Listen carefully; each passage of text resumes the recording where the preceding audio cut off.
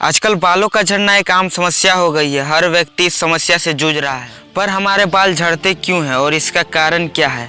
अगर देखें तो बचपन में हमारे बाल घने होते थे, पर जैसे ही हमारी उम्र बढ़ती चली जाती है वैसे ही बालों की संख्या भी कम हो जाती है। बाल हमारे बॉडी के एक इम्पोर्टेंट हिस्सा है जो कि लड़का हो या फिर लड़कियां दोनों को खूबसूरत बनाती है। अगर हमारे सर पर बाल ना हो तो हमारे चेहरे पर उदासी छा जाती है। जिस तरह बिना नमक के दाल जो कि हमें पानी की तरह लगता है पर स्वाद नहीं लगता, उसी प्रकार हमारे सर के बाल ना होने से हम कितने उदास हो जाते हैं पर चेहरे पे थोड़ी सी भी खुशी नहीं होती है। हम जब सुबह सो के उठते हैं तो सबसे पहले अपने बालों को ठीक कर लेते हैं ताकि हमारा फेस दिखने में अच्छा लगे। ऐसे में अगर हमारे बाल झड़ के पूरी बंजर हो जाए या फिर हम गंजा होके टकला हो जाएं तो फिर हमें अपने आप को भी आईने में देखने से डरते हैं। बाल झड़ने के 3 कारण होते हैं, तो चलिए जानते हैं कि वो 3 कारण क्या क्या होती है। फर्स्ट, विटामिन B3 की कमी से। सेकेंड, ओवर थिंकिंग करना। Third, genetic problem.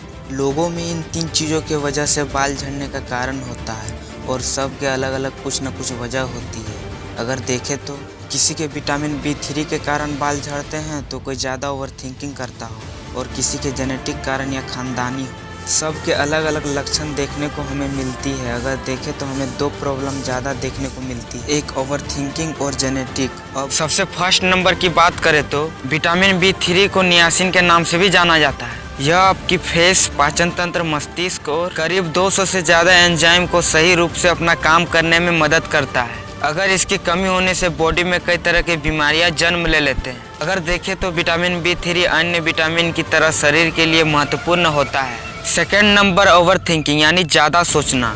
अक्सर भाग दौड़ भर जिंदगी में लोग खुद पर ध्यान देने में इतना वक्त नहीं लगाते हैं जितना वो टेंशन और स्ट्रेस में गुजारते हैं और इसका सीधा असर उनकी हेल्थ के अलावा बालों पर भी पड़ता है। जो व्यक्ति ज़्यादा सोचते हैं वो अपनी नींद भी पूरी नहीं कर पाते हैं और रात भर वो सोचते रहते हैं, पर इसका सीधा असर उनके बालों पर पड़ता है और समय से पहले उनके बाल झड़ने लगते हैं। अब बात करते हैं थर्ड नंबर की, वो है जेनेटिक प्रॉब्लम यानी खानदानी कारण। यानी पहले से आपके पिता या दादा परदादाओं के अगर बाल झड़े हो तो आप समझ सकते हैं कि आपका जेनेटिक प्रॉब्लम है। जेनेटिक के कारण आपके बाल झड़ रहे हैं तो आप यकीन मानिए, चाहे आप दुनिया के कोई भी मेडिसिन ले लो, आपके बाल झड़ने से कोई नहीं रोक सकता। आप मानो या ना मानो, 100% आप लिख के रख लो। कई लोग ये भी सोचते हैं कि हमारे खान पान के कारण भी हमारे बाल झड़ते हैं। हमें वो जरूरी चीज नहीं मिल पाता है जो हमारे शरीर को जरूरत पड़ती है। अगर आप ये सोच रहे हो तो आप गलत हो। अगर ऐसा होता तो आज अनुपम खेर जी, जो फिल्म जगत के प्रसिद्ध एक्टर हैं, जो आप सब जानते हो, वो क्यों गंजा होता यानी टकला क्यों होता? उनके पास किस चीज की कमी है? क्या वह सही खान पान नहीं खाते थे इसलिए वो आज टकला है? पर ऐसा नहीं है। बाल अगर रहनी चाहे तो 1 रुपए की शैम्पू से भी हम नहा ले तो वो कुछ नहीं होता, पर अगर बाल झड़ने की रहती है तो हम अगर 1000 रुपए की शैम्पू क्यों ना लगा ले, वो चली जाती है। कई सारे व्यक्ति की एज के कारण बाल झड़ते हैं। अगर 40 वर्ष से ऊपर आपकी एज हो गई है तो आपका बाल झड़ना तय है।